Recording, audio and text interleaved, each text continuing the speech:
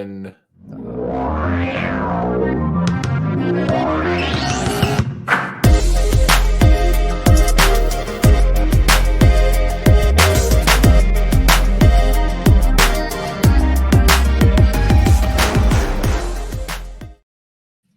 What's up, everybody, and welcome to the Box Out Boys podcast. We are the NBA podcast of the people, your home for lukewarm takes and substandard analysis. I'm Titus Two Shots Dominguez, and with me on this crazy night, it's Chris the Stats Man Gorman. Hit him with the stats, Chris. the Celtics are down 0-2. Teams that are down 0-2 lose 30 of 35. Yeah. Not good. Bad. Not good. And as long as it's green, it's those Celtics jerseys. The Lombard Sherman Cross, you get that joke. Lose 30 to 35. Not good. Bad. Truly Very bad. Very Really bad. Much like our intro tonight, but the games have been awesome. And Chris, I didn't know what you were meaning. Maybe we can do that. There's so much going on. We couldn't even Yes. get ourselves straight to start the recording correctly. Let's go. Oh, we were so excited. We're ready to get into it. We're just going to go ahead and start. We were about to record watching another Celtics meltdown. Is that what we're going to call it here? Or is it a Knicks comeback? Yeah, How are we phrasing legitimate. this? But the Knicks go up 0-2 on the number 2 Celtics. Wild ending. Joey, I can start with you. We were coming off of the pod. Celtics are up, 14? And Joey's like, are you watching? I think this Go ahead. starts with you. I think you need to start this. I need to start this as a true Boston Celtics fan. You need to give us the real The real heat. feeling right now. Scared. Boston's in a lot of trouble right now. Boston has a lot of trouble. I mean, all right. Now that I had a second here to digest it, they're going into New York. New York hasn't been great in New York, so we'll see. But they keep getting up 20 and they keep blowing that lead. It just seems like they don't have a closer. Tatum, where are you, buddy? I know you had a nice dunk. Kind of shut me up when I said he can't get to the basket as we were watching the game together. And then he immediately goes there. But I feel it was more of a Mitchell couldn't do anything. And then we saw it in the final play. Tatum just can't get to the basket at will. I don't know if it's just on this team. I've watched these guys all year. He's been great. I don't know what's happening right now. They just keep choking away these leads. And it's wild. Like I said, that moment there, we get on the podcast. Joey's like, they're up 14. Even Chris joined us like a minute later. He's like, Titus, are you sweating this game? And I'm like, yeah, because here it comes. And then we're just like, hey, I guess we're gonna. I was like mocking you. Like, yeah, you're mocking me. Like, whatever. yeah, whatever. Here we go. Come on, man. And I'm like, yeah, here it comes. And then we end up doing a late pod, and basically might end up doing a reaction pod to the Boston going down 0-2. It's crazy. Yeah, that's where I'm at right now. I actually would really want to go talk to my wife downstairs and see what she's thinking. But yeah. I need my wife. Bring her in. Bring her in. No, she would yell like crazy. That'd probably be great. We could use it. So what's the I mean where are they missing? Like what are they lacking, right? Porzingis plays 14 minutes, 8 points. I thought he was supposed to be like well, he's apparently sick with some sort of a virus Okay. thing. Nobody knows. all right, So useful. that's another one. Yeah. Al Horford's 4 points in 29 minutes. Ooh, that's a tough one. Tatum 13, 5, and 19 from the field. Tatum is the problem. I'm gonna look. This to me is square down their shoulders. We've been talking about all season. I was telling you guys, I felt they were going to repeat because I felt Tatum was going to be the guy to push them over the top. I just thought he was having that kind of season. I thought he had finally got over his moment. I think it's maybe time to start talking about playoff Tatum because last year during that run, he didn't look great. He didn't win any of the awards, and maybe it was just like this. And I think we were kind of giving him a pass last year, saying defense is really focused on him. He's being a playmaker. I remember the narrative. What's the narrative this year right now? You're going to take another step back three for nothing and air ball? Like you're going to try to drive on another guy that can't defend you and not get around him? What do you want to say, buddy? You're dropping the ball here. The craziest thing with Tatum, there's been 7 playoff games for the Celtics. He's playing 6 of them. In 5 of those games, he shot under 50% from the field.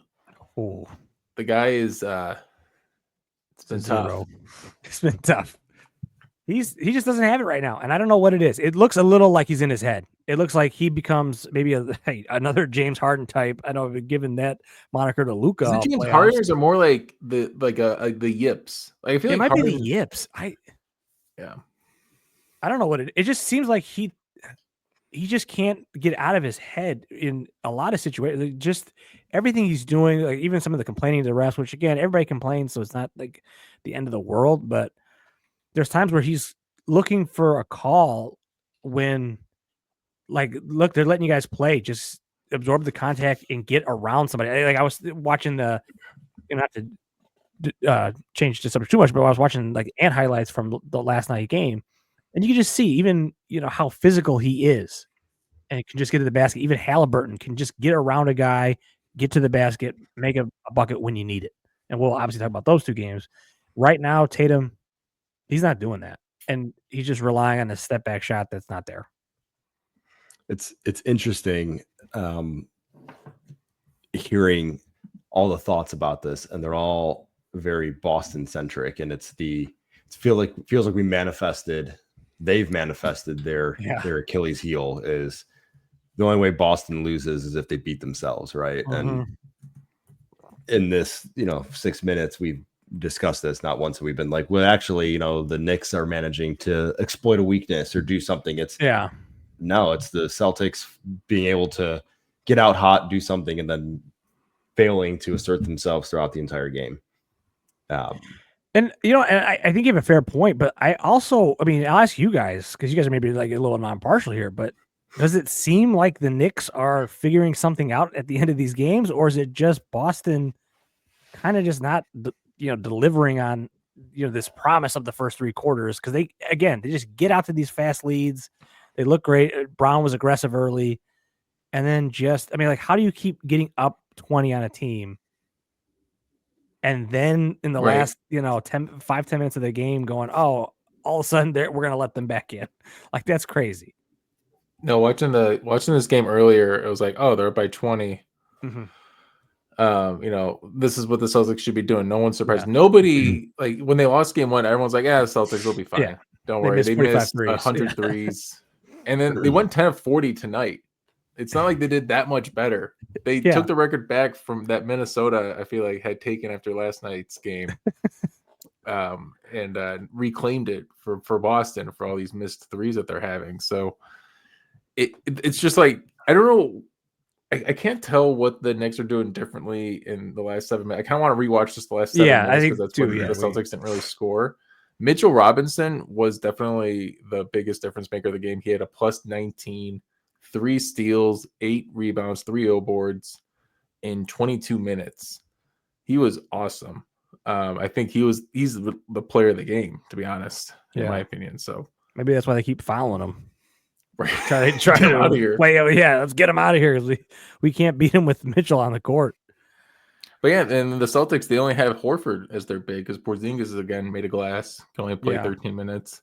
Cornette, I heard. Zach Lowe was on the Simmons podcast. He was like, Luke Cornette's good.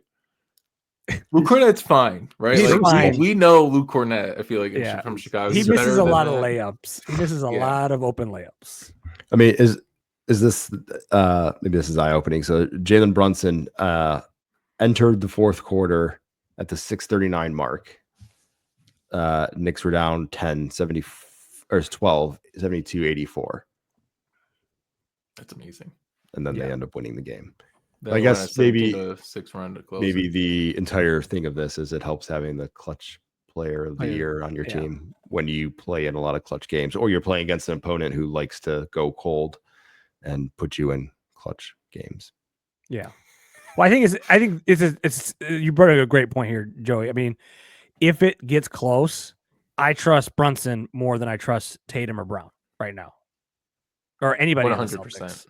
It's like, if it's close, I think those guys are going to get it, or Bridges or OG Anunoby. Like, those guys are going to hit the big shot. Right now, I don't think Tatum or Brown's going to hit a big shot. And I know Brown's kind of got the injured knee or something going on, so he's maybe not 100%. Otherwise, I don't know if they're losing these two games, if he's 100% and he can just go to the basket at will, because he was their guy last year in the playoffs. No, Jalen must look hurt. What sums up this game for me was Jason Tatum at the 2:17 mark misses a 11-foot turnaround fade, and then Jalen Brunson goes down the court, hits a 19-foot fade, and Jalen's basically telling Jason, this is how it's done. This is how you hit Yeah, a this is post how you fade. do it. Even though I'm 6 feet tall and you're like 6'9", Yeah. I do this better than you. It just feels like Tatum is just settling, and like the Boston in general just settles for these sort of not even really contested threes, but they settle for we'll just take our three, we'll trust our process, versus somebody's going, all right, right now, like I get it, the three's there, we got to just get to the basket, we got to get a bucket, we got to stop. It's very analytical oriented. Yeah, it feels like how the Rockets were when they missed like 43s against the Warriors in 2016, right? Like, eventually got to go in. It's like you just feel eventually regression to the mean, right? Yeah, this game kind of we'll talk about the Wolves in a little bit. Yes. But like I was thinking there would be hope for the Wolves, because I remember in Game 5 they didn't make their threes. Like, they'll make them maybe next round, and of course they didn't. So I'm like, all right, well maybe Game 2 they can't always be this bad. And you watch the Celtics still be this bad. It's like okay, they could still be this. They're not guaranteed to go in, guys. Like you can go cold for a week. Still a small sample size in the grand scheme of things, right? Yeah. In the grand scheme of things, this would be like a blip in the, a January blip on the radar for the Celtics, which happened. And, everybody's freaking out. It's like, no, they'll just hit the threes next week. But next week they're out of the playoffs and the series is over, buddy. So they got 2 games left here. Shocking. What do you mean? At least 2. You'd hope. Well, you can't only go and lose 2 games. The rest of the way, it's a 6-game series. You got to win 4 of them, man. So let's 1 through 5 panic meter, 5 being over, full on panic attack. Where's your panic meter for the Celtics? Oh man, I'm gonna say 3.5. Ooh, that's it. That's it. I still think they're the better team. I think they're the better team. I like the Celtics meter 3.5. I still think they're the better team. And like if they come out and blow them out in Game 3, it's gonna, I think we're gonna snap right back and go, okay, look, they had 20 points leads, they choked them away. Yeah. But I think which one of you guys said it? Like I still think Celtics in 7. I said yeah. Chris, you said I thought it was you. I can see that. But I think now you're talking about you have to go to a 7th game, and then in a 7th game, do you trust those guys over Brunson if the 7th game is close? You think on your home court you would, but you just saw what happened here. Yeah. So I mean, you would think after the number of games that they've won on his shoulders already that. Yeah, I mean, even going back to the Pistons series, which, like, Joey, I know you were like convinced like this team's trash. They're going to lose this series, and they just kept finding ways to win. That's the thing is like you still don't look. I mean, we didn't watch the end of this game and be like, "Wow, the Knicks are so much better than the Celtics." It was just like, God, if they could get a basket here, and then score a basket for the final 7.5 minutes of that game. Yeah, it was probably almost 8 minutes by the time. Besides the Tatum dunk, right? Oh, yeah, besides the Tatum dunk, right. But there was no shot that went in. So one field goal and 2 free throws in 7 minutes. Yeah, okay, I mean, so like, what do you? How do you say that that's like a Knicks thing? You know what I mean? Panic meter 3.5 seems a little low. Go ahead. I was gonna say going into this game, before this game, my panic was still a 1. I would have been like, Celtics are fine. Yeah. After this, I'm a 4. All right, yeah. Now it's like, and I would maybe say 5, but like again, I would still say Celtics and 7. Yeah, but it's like you can figure out clutch, right? I feel like clutch is a little overrated because it's such a small sample size. Like, and but we're seeing a larger sample with Tatum. I don't know, man. Like, starting to add that was up. bad. Yeah, it was bad, man. It was real bad. Just, and I think with the way he goes, the team goes, and I think if he loses his confidence, the team loses his confidence, and they're not the same without that guy kind of leading the head of the snake here. You know what I mean? So, should we go to the other panic meter? You want to go to panic meters? All right, let's keep going. Panic meters. All right, so that kind of wraps up the Celtics 0-2. Should we go to the other 0-2 series in the East? What is happening to the East here in general? The East is going to East, I guess. Pacers, Cavs. 0-2 on the home court. Pacers, man. How is this happening? Another miraculous game from Halliburton. You guys got any immediate thoughts on that one? I was going back a night or Joey, two. what was the stat you shared? Yeah. The Halliburton stat. Hang on. I had it ready. Yeah. Since 1997, 1998, teams are 3 and 1,640 when trailing by 7+ points in the final minute of the fourth quarter overtime in the playoffs. The Indiana Pacers this postseason alone account for 2 of those wins. That's bonkers. To say a number like 1,000 is incomprehensible. Yes. Like When I first read this, I was like, what is that number? I was like 3-1. Yeah. I was like, what is that? I was like, oh, that's a record. It took me like 30 seconds to reread this to understand what the hell was happening. And then I was like, okay. And then you said it says the Pacers have 2 of them. And I'm like, so of those 3 wins, 2 were this last week. Yeah. So up until then, they were 1 in 1,000 or whatever, 1,000 something. Yep. The one came down against the Bucks 7. and then last night. What are and the I odds? mean, yeah. And these are games too in which the Pacers were getting outclassed by a player on the other team who was having, maybe not the game of their life, but having an all-time night, right? Donovan Mitchell goes for almost 50 last night. 48, Looks absolutely like they have it in hand. It's a rebound away last night. Yeah. You get really a rebound away on a missed free throw. Those old boards, man. Halliburton gets the favorable defensive assignment, and he just drains it. I'm starting to have to rethink what I've said the past 2 weeks. I'm like, can you find a big 3 on the Pacers that you feel confident in? And it's like, maybe it doesn't have to be 3. Maybe it just has to be 1. Even on that note, I was, looking at the box scores again. The Pacers had 4 guys last night with 19 plus points, and then they had 6 guys total in double figures. This is a team effort. I mean, I think Halliburton only had, he had 19, and then Siakam had 23, and someone else had 23. You made Neesmith.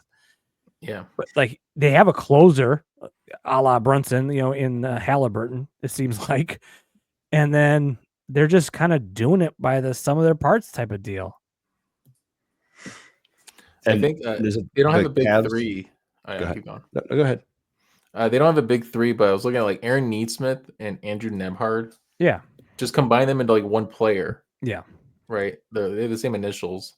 So that's kind of a good player. Yeah. And then Siakam and Turner. Yeah. Kind of a good player. But again, that's still I don't know what I'm trying to say here, because they're just not that good. They have a 5 that adds up to a big 3. They're a bunch of 7s. Yeah, they're a bunch of 7s. It's the absolute anomaly of all the teams that are left, right? Yeah. It's always you got to have a superstar, and you just describe basically we've created a monster. Hey, what'd your boy AK say, man? You got to have 9 solid players, right? They created a superstar in the aggregate, is what they did. You get 1 or 2 of these, so he gets on base.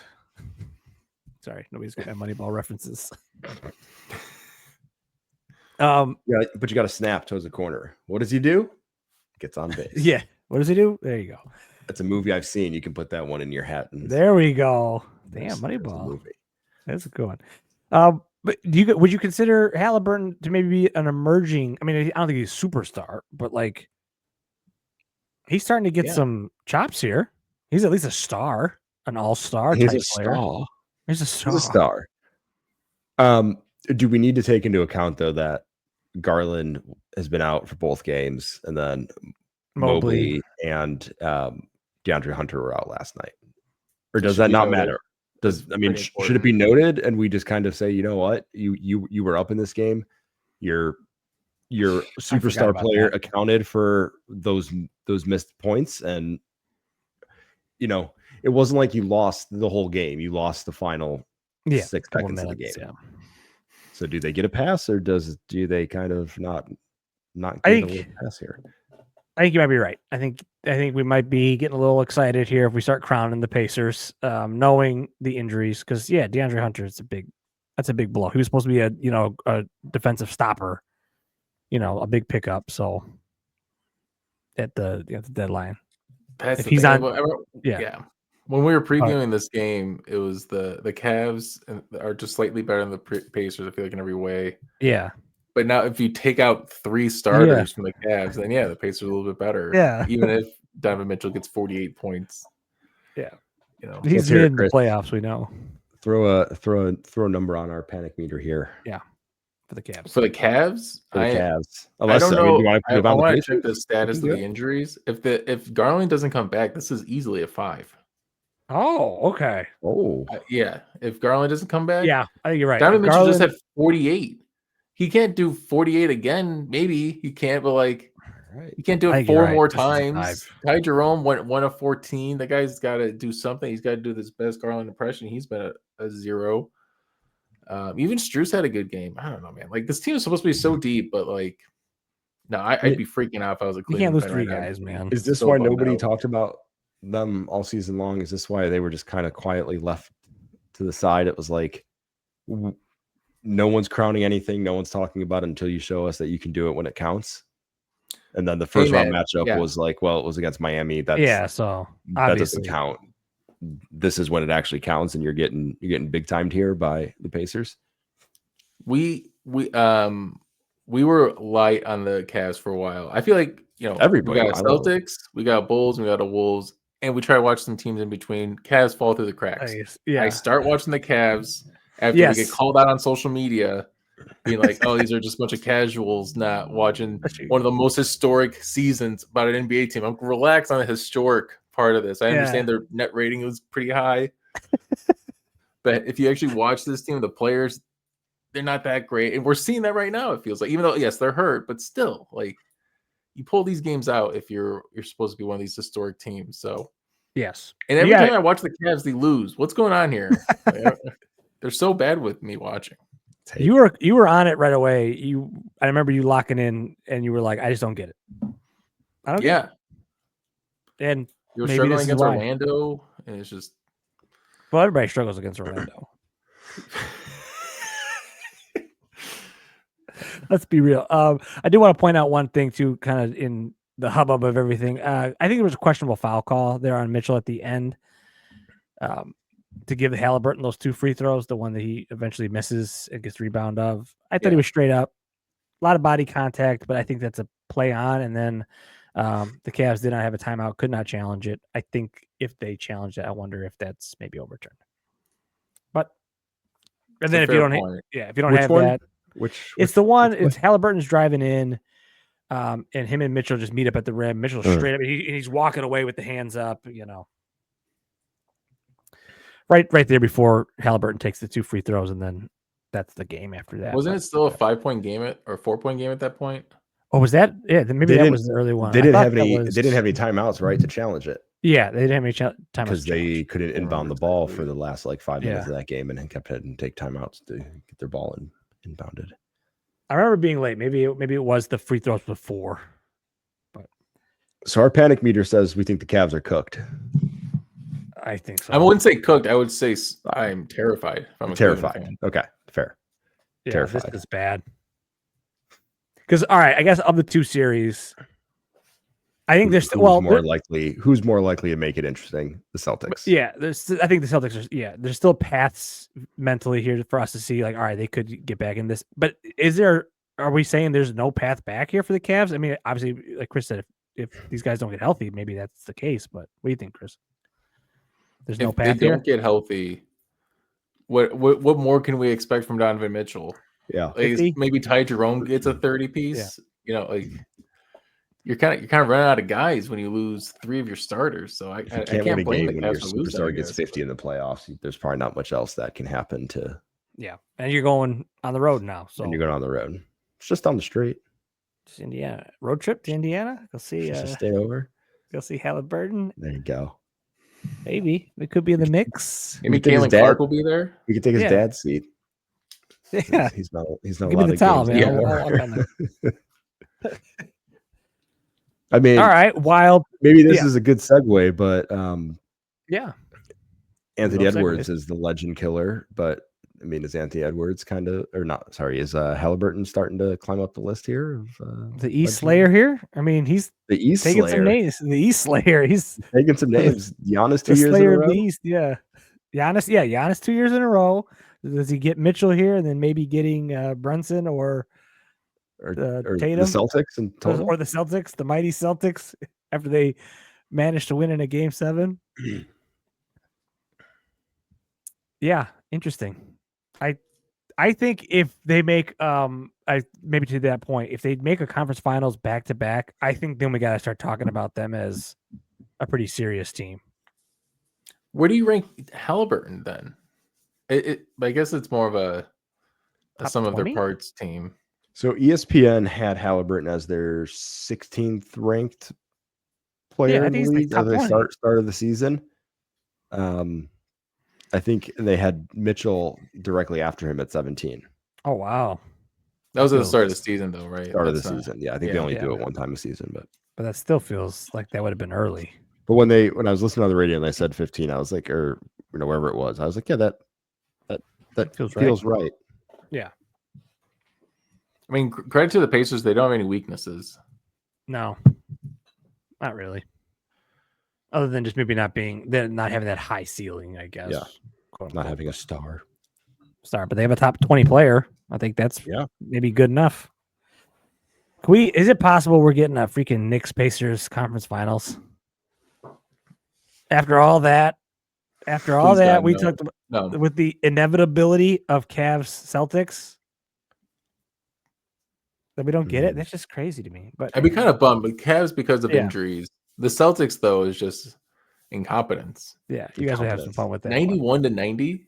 What are we talking about here? Like that's gonna. Yeah, we don't want to go back to it. We can save it for next week when we're talking about a sweep. Yeah, we're talking about the sweep, or no team has ever come back from 0-3. That series could be legitimately over by Tuesday if they can handle the New York crowd, because they probably play Saturday and then Monday, I'm guessing. Yeah. Wow. By our next pod, we could maybe have 2 series wrapped up. Yeah. All right. Well, let's segue into that game for the next panic meter. I guess the next ones, we only have one game done. The Nuggets OKC play tonight, so we won't have the results by the end of this pod. Where's your panic meter? Well, Chris, we'll go to you for this one. For the Wolves right now. For the Wolves? Yeah. Losing game 1 at home. So, okay. Crazy thing with the Wolves. They might be the first team to actually gain like betting odds more in their favor after losing game 1. Yeah. Maybe since like well, it was a pretty big injury.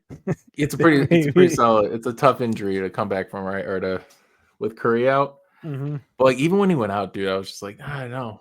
The Wolves, I am at a 3. I would be at a 4 if Curry was coming back next game. But I still, even with that, it's not even Curry. It's just, can the Wolves get out of their own head? Like, can we just hit some shots? Like well, they're doing a little Celtics impression over there too, right now. It's been very frustrating. 31 points in the first half, the lowest. I forget how. It was another incomprehensible number, or it was like they were 4th out of 1,496 games or something this season. Yeah, to have whatever it was for them, and they don't have anybody again. And like you were saying, like how the Celtics start with Tatum, the Wolves start with Anthony Edwards. Finch called that out after the game, which I thought was awesome that he called him out for it because Anthony needed that. And then, but one bright spot I'd like to call from this game is Rudy Gobert was getting after it. He didn't play at all in the third quarter, and then the Warriors got 36 points. And then he finally came back in the fourth. I understand like Draymond was just in the paint and he was able to kind of protect the rim. The Wolves can get anything going there, but I think we saw that on the other end, you kind of need that defensive prowess from Rudy. So it'll be interesting to see the chess match next round. Naz Reid was fine too, 19 points. Solid. And but I am at a 3. Okay. I don't know. Do you guys feel less panicky than I? Because it's hard. I'm more in it than you're more in it. Joey, let's go to you on this one. Where are you feeling? one bad shooting game is okay. 2 in a row becomes Yeah. worrisome to me. It's the same kind of thing with the Celtics, right? They just had theirs in the same series. The Wolves had theirs in separate series, but the last 2 games the Wolves have played, obviously they beat the Lakers, but you wouldn't say they looked great in that game. Yeah. They certainly didn't look good last night. Rudy Gobert said he didn't think that they had enough intensity, like they weren't ready to match the energy of that game last night. That's interesting. I don't want to say worrisome, but like, I don't know. 3 seems comfortable. Like you're basically saying like, yeah, like it could go either way. Like, well, it's still only 1-0, right? Your feelings haven't changed, right? You're like, oh, we Yeah. lost one game, no big deal. I'd probably put like 3.5 or 4 just because the sum of the parts I feel like are adding up. You got 2 bad shooting games. Your star player gets called out by the head coach for not putting in enough effort. Another player on your team says we weren't ready for the intensity. That's a scary thing for me, for a team that's supposed to be, I mean, of all teams of confidence wise, like the Wolves are the confident team. Yeah. And marches around the crypto arena, after they win game 5. He's got all the swag in the world. And then he's not up. He's not ready to play against Steph in game 1 at home. Yeah. I feel that's a little worrisome to me. I think for me, and this is maybe a theme in the Western Conference, where the Eastern Conference feels a little different, but the Western Conference certainly feels like some young teams going up against some veteran teams right now in both of those game 1s. It felt like 2 teams that had been there before and 2 teams that were trying to get there. And I think that's what we're maybe seeing with Minnesota here a little bit. I mean, I think I'm with Chris. I think the panic meter for me would be a 3. It's concerning you lost game 1 in a series that I think everybody felt like that should be a pretty good, a pretty easy win. I think a lot of people were saying that as like that's a no brainer game 1. All right, the series starts in game 2 after the Warriors had to play a 7-game series against the Rockets, got beat up. The Steph injury changes things for me. I know I'm not saying that it's all right, Wolves in 5 here, but I think it certainly lowers the ceiling on Golden State. With that guy doing what he was doing, even in the 13 minutes he was out there, or had 13 points, raining threes down, that's a little bit more frightening than, all right, Jimmy Butler and Draymond Green kind of holding the reins. But we'll see. I don't like the shooting, like Joey was saying. It's 2 different games. I think in the Lakers game, we kind of excused a little bit of like, well, hey, Rudy had 27. It was fine. They just attacked a different way. Closeout games are tough. When it carries over to the next series, it does make it a little concerning. So very interesting to see what happens tomorrow in game 2. To be honest, I think I would have been at 2 before watching the Celtics game, because I just assumed like, oh, they'll regress back and hit their shots, and the Celtics still couldn't. So I'm like, okay. Maybe this is a thing. Maybe this is the thing. The thing with the Warriors, though, like who's scoring 30 points next game? Is it Buddy Hield? There's going to be somebody, but I mean, he's going to get the shots, right? He's going to get the shots that Steph's not getting, and I think you live with it. Like if you're Minnesota, I'm going, all right, Buddy Hield is taking these shots, not Steph. I'm okay with it. I don't love it. You're still going out on it, but it's not. Yeah. I don't know. Jimmy had 7 O boards. I don't feel like that's going to happen again. Pods was bad, so maybe he'll bounce back for the Warriors. I don't know, man. Before this series, I was looking at this Warriors team, sizing it up, and I'm like, how do the Wolves lose any games? Like, they're bigger, taller, younger, faster, stronger, and they lost by not being able to hit anything. Yeah, I don't know. It's like when you're asking a coworker, just answer the email. Like if you can just like write back to the email, that's all I'm asking from the Timberwolves. Just shoot average from 3-point range. I feel like they win this series. Just reply, man. Just show up. Yeah, like 80% of the job is just showing up, and thumbs up the email at least. Give me some acknowledge. Yeah. Receive. Thanks for your thought. Yeah, I agree with you, Chris. I do think. I think the only reason why I'm even debating this series in my head is because it's the Warriors. It's Yeah. Steve Kerr, it's Draymond Green, it's Steph Curry. That's it. And then, like Chris said, you look on paper. I don't see the Golden State beating this team. I don't get it. I don't understand how they would do it. But I've seen Golden State do enough things where I'm like, okay, maybe they That's just what get it right. and this is exactly what last round Yeah. was with like us, LeBron and Luka. Yeah. You know, But on this paper might it doesn't look actually great, be but and here we are again. And, yeah. It's like I don't. But even with that, like I think we knew kind of the LeBron Luka part of it, but we all were like, no, this team is actually there's no way that team's better. They're going to be better. And then the Wolves came out and showed it. yeah.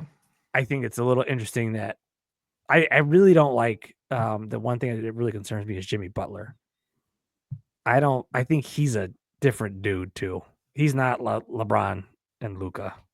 He's a guy that looks like it kind of looks like Bubble Jimmy when he was like carrying everything and doing it all. And like Draymond hitting all those threes, like that's the stuff where I'm like, man, these guys are just built different, man. Well, and also Steve Kerr's not going to do. Steve Kerr's not going to do anything stupid like JJ Redick did, and you know he's going to game plan around Steph being out for 3 games and figure it out. I know Steve Kerr did play like 13 guys last night, right? So maybe he would put in. Is Chris Finch a good coach, Chris? Is Chris Finch good? Is he good, or is he just the benefit of good players that can do a lot of things? Nas Reed, Anthony Edwards, Jaden McDaniels. I think he's a good coach. Versatile players. But he does remind me a lot of like Budenholzer, where like he's kind of like stuck in his way. Yeah, and, like there were some moments in that game like, hey, where's the timeout? We still have like 5 of them. Can we use one right now? And he just wouldn't call it for a while. And he played Terrence Shannon for 1 minute. He got an offensive foul, and I thought it was awesome, but he didn't play anymore. I guess he had like a scrum up with Kuminga for a minute, and then he was out of the game. I don't know. I just wish he would go to Clark maybe, or like just try to get more creative with the rotations. Yeah, get some energy because something's not clicking. Yeah. Well, speaking of coaching decisions, some odd ones at the end of the game in OKC. Daigneault. Another team that's down 0-1, and maybe the most surprising loss of the second round here. There's so many surprises. What do you mean? We're all surprising losses. Yes. But was this the one that you would have? I heard it was the first time in NBA history that the 4 road teams won. Yeah. In the second round. I saw that before the Wolves game, and I'm thinking, oh, it won't happen then. Wolves will get this tonight. Let's go. And of course, There's another reason why I went to bed early for the Wolves. It's like it can't possibly happen, right? Can't happen. But I knew I should have stayed up. It's all me, guys. But yeah, no. I guess for me, I think this was maybe the most shocking because I just thought OKC was. Well, I don't know. I did think the Nuggets were going to be tough, but I was just surprised to see it after a 7-game series. I was just surprised. It was just. I think I'm not as surprised just because the Nuggets did this against the Clippers. They won games they weren't supposed to, right? Yeah, they're just that team that wins because they win. I don't know. That last play was I don't know if you guys saw the Denver announcers.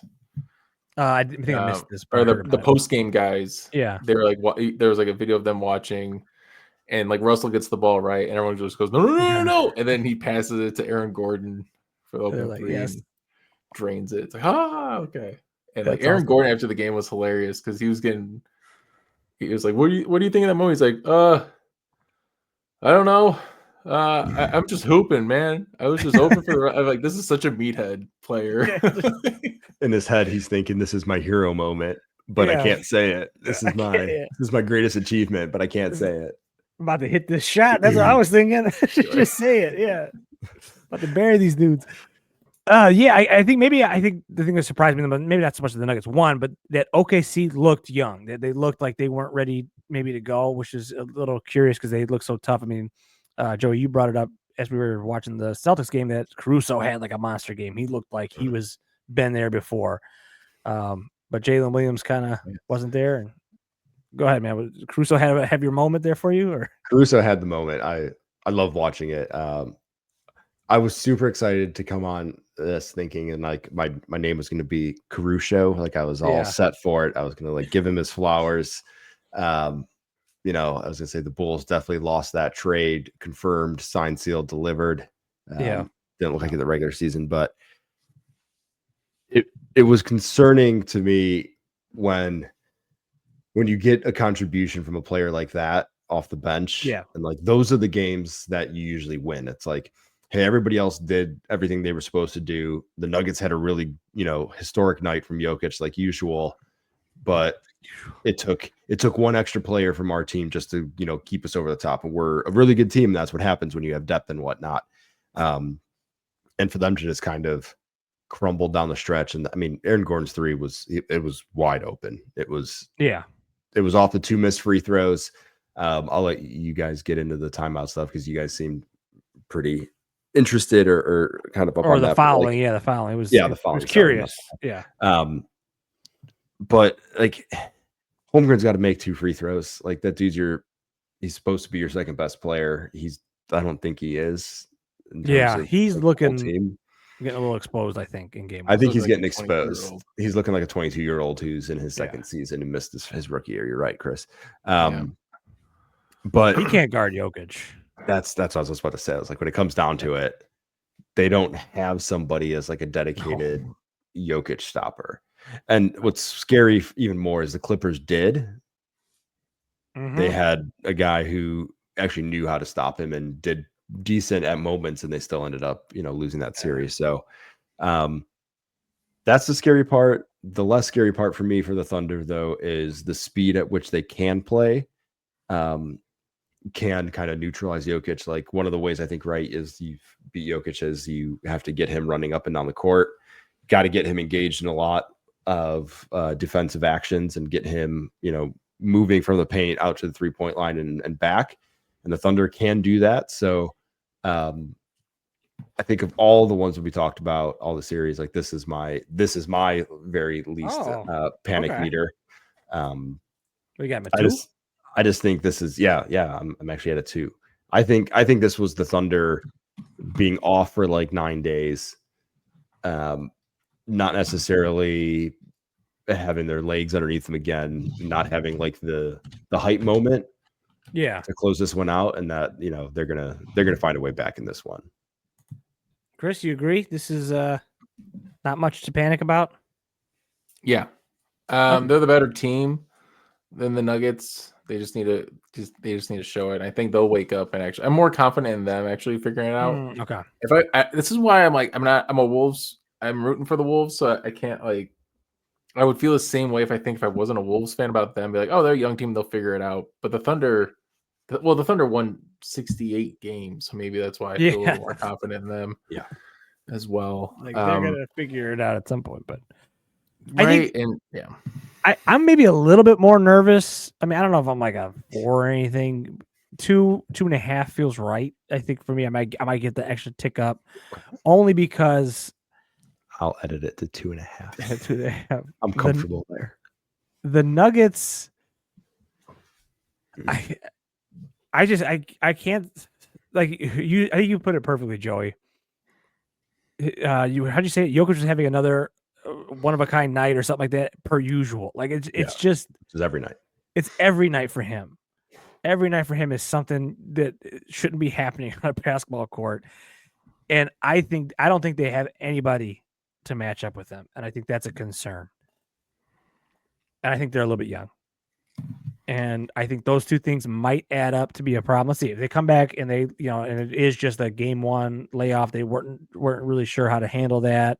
They hadn't had that kind of rest before, and now they're back into the series, and it's, a pretty straightforward, maybe 6-game series or something. Yeah. Okay. That seems fine. But if it's a close game or something in game 2, I think you gotta be a little worried going up in the altitude there. The thing is, Shea's a guy you can trust, though, right? Yeah. I think. Would you trust Shea over Tatum in the clutch right now? Yeah. Right. Yeah.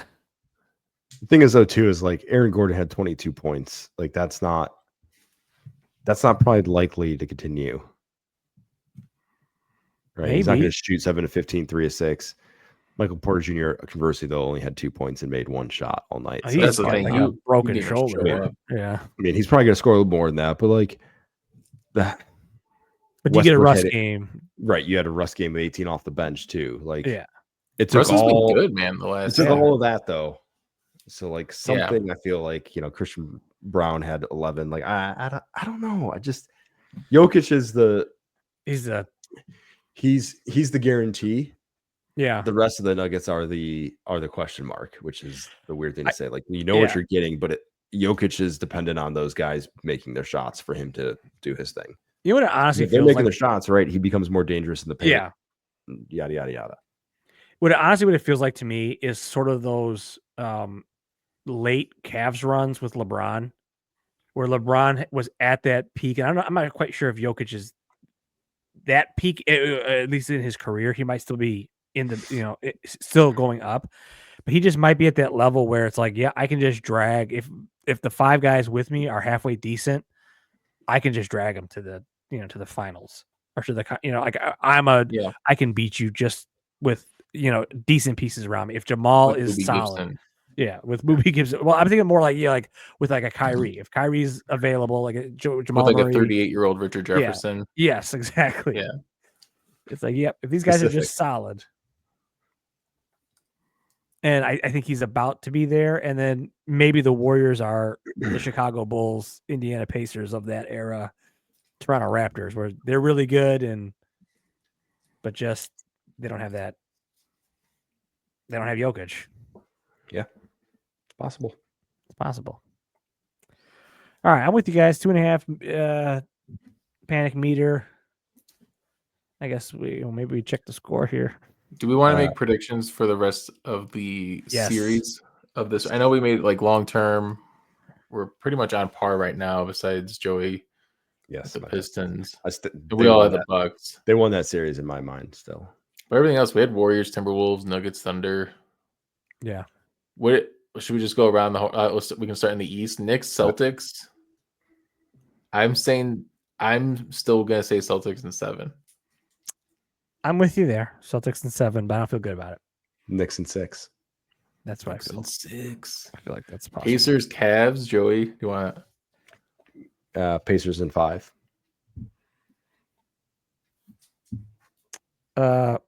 Pacers in 4. Oh, This is I gonna love be a it. sweep. I This is love gonna be it. a sweep. Fantastic. They're hurt. I kind of want to say Pacers in 7. Okay.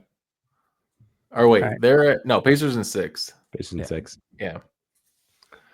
Win 2, lose 2, 1-1, and then Win at home. Yep. Thunder Nugs.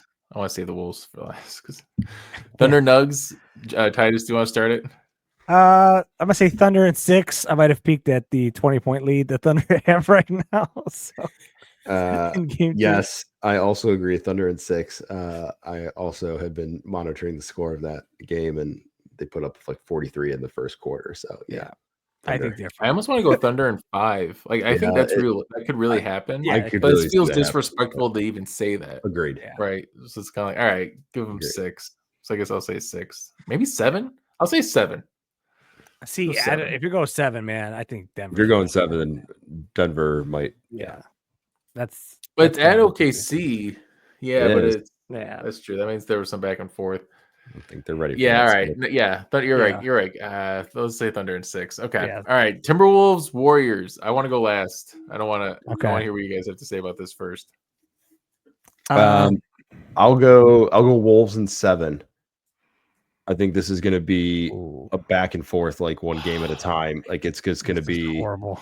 I really do. I really think it's going to be one game at a time. Like they're going to win game 2. They're going to go back to San Francisco. Warriors going to win game 3. Steph is going to be that like game time decision. Yeah. Game 4, he's probably not going to come back because they're going to be up 1. Wolves will get 1 there, and then it's just going to be back and forth. So, but I'll still give it to the Wolves. Wolves in 7. Just because the hometown love to Chris and his hat. I think Wolves in 6. With Steph Curry injury, I think this is just going to be too much. So, but I still think they're feisty. They got one game. I think Wolves winning game 2 feels like a guarantee to me. But Let's not say that. Let's not say that. Yeah, I that's like agree. crazy. It feels. Celtics just felt like feels a very guaranteed game confident. 2 win too. So Yeah. so did the That Cavs. also felt like, especially when they were up 20, it felt like a guarantee. But I feel like Wolves should get game 2, whether it's close or not.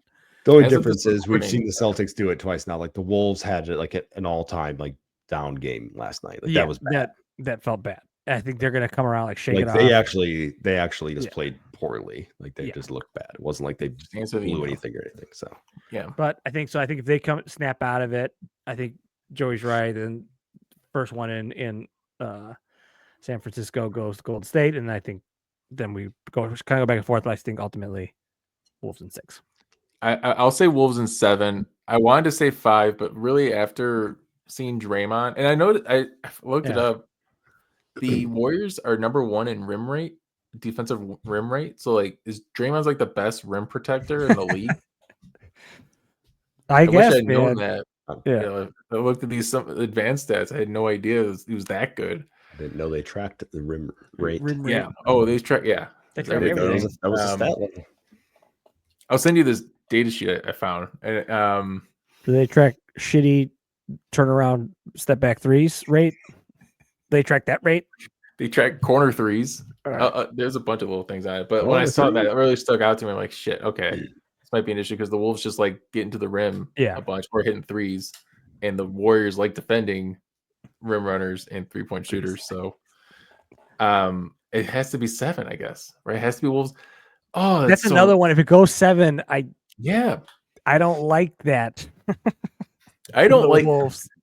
You know, it's funny. It's like if you're not a fan of the two teams, Yeah. Game 7's like, yeah, Game 7's Yeah, hell awesome. yeah, let's let's get go. it. If you're a fan of one of those teams, you're just like, make this stop. No. Like this needs to be over. I hate this so much. Well, I think me and Joey would have like our hands over our heads for you. We'd be going, "This sucks, man. I don't want to see This him go sucks. through this." Yeah. No, This is I not don't fun, man. want to see you go through it. No. I'll say Wolves in 7. I've been here before. We were here last year with Yeah, Denver, you're right there. right? Like it was They were just down it'd be 20. a great Yeah. story for They're the down 20. series. Nobody thought they were getting Yeah. that one. Where like the Warriors or the Wolves laid an egg in Game 1, and then they rose up to the occasion and beat them with Curry. Right, Curry's Yeah, actually 'cause back. you want Maybe he's Curry not to come fully back, healthy yeah. because of the hamstring, but he's still in, and the Wolves win in 7. Let's go. All right. Well, those are our bold predictions for the rest of the series or the rest of the round 2. Do we do Pacers Cavs? I said Pacers 6. No, Yeah. that's right. Yeah, we did Cavs. I think we all said Pacers 6. Yeah, our Pacers in 4. All right, we did everything. Anything else for tonight, boys? No. Or we can Good. You can go to go sleep. cry about the Celtics, and we can not watch this game. Wow, a beatdown. Surprising. Beat down so far. They're just resting up for Game 3. Wow, That's right. All my bluster about the Nugs That's goes why right down the drain. if you go back and watch the video, at one point you were talking about it, and I looked down and I saw the score, and I just got this big smile. I was like, "Oh God, don't say anything. No game talk. No game talk. No game talk. That's funny. That's all right. Well, that is it for us tonight. Follow us on social media at the Box Out Boys. Slide in those DMs. Be sure to subscribe, rate, and review on YouTube and Spotify. Very much appreciate that. So for the boys, and until next time, Box Out.